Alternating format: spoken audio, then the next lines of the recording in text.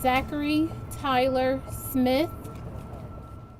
You're listening right here to just a few of the 19 names read in Jefferson Square Park this morning. All of the victims were victims of deadly domestic violence so far this year. The Center for Women and Families says that number, 19, is nearly double the number of individuals who died last year. As you know, October is Domestic Violence Awareness Month, and the Center for Women and Families leaders say with rising instances of domestic violence, it's more important than ever to speak out. Today, Grace McKenna is sharing one powerful story from a survivor, one that really got your attention today, Grace. Oh yeah, Shea, did. This morning I got to sit down with Amber Ross. She is a mother, she's a community mentor, and she's an LMPD officer. Amber is also a survivor, a story she's never shared before today.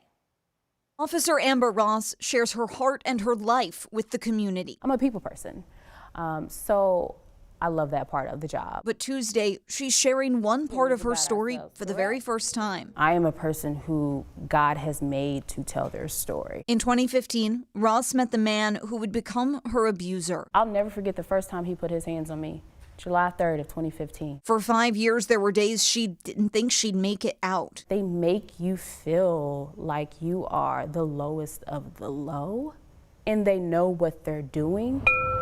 Wednesday, the Center for Women and Families honored 19 others who lost their lives this year to domestic violence. Joan He, Virginia Hahn. There, Ross finally told her story, calling on others to speak up because the center says domestic violence numbers are rising. The number as it stands right now is awful. But what even scarier is we have 3 more months of this calendar year. 19 names read out. Last year, there were 10. And it's time to talk loudly and openly. For Ross, it took research, therapy, and feeling herself become silent to break free. Or I just was not going to be able to give all of me to my babies.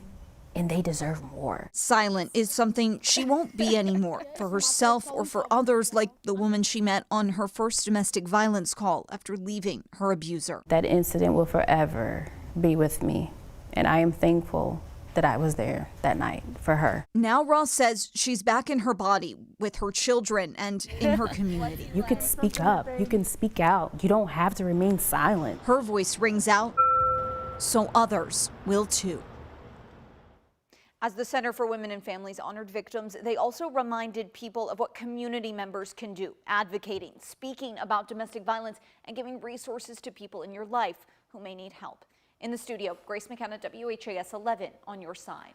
All right, thank you so much, Grace. Well, like we just saw, domestic violence affects more people than you know. The CDC sharing shocking statistics on just how common it is. About 1 in 4 women, nearly 1 in 10 men, have experienced some kind of domestic violence between an intimate partner. That's according to the CDC. These staggering numbers have consequences. About 1 in 5 homicide victims are killed by an intimate partner. Well, there is help and resources. If you or someone you know is in an unsafe situation, you can call the National Domestic Violence Hotline. That number is 800-799-7233. They are open 24/7 with professionals who are ready to help you get out.